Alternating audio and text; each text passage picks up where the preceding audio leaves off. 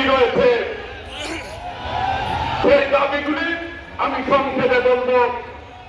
আমার চরবাসীর দাবি যমুনার পাশে বেড়িবাঁধ নির্মাণ করা, চরবাসীর দাবি মাহমুদনগর ব্রিজ এবং কাশীনগর ব্রিজ, করটিয়ার সাধক বিশ্ববিদ্যালয়। এই বিশ্ববিদ্যালয় আমাদের আদর্শের জনক শহীদ রাষ্ট্রপতি জিয়াউর রহমান সরকারি করেছিল। পূর্ণাঙ্গ বিশ্ববিদ্যালয়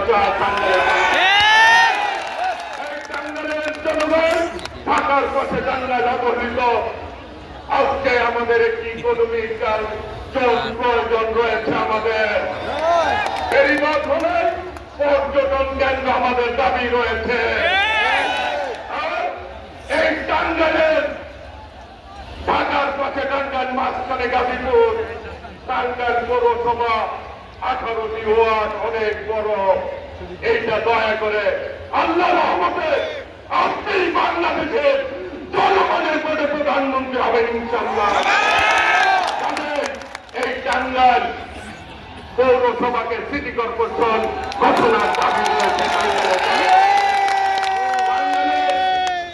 জনগণের স্বাস্থ্য সেবা নিশ্চিত করার জন্য আমাদের একটি আধুনিক হসপিটালের দরকার রয়েছে।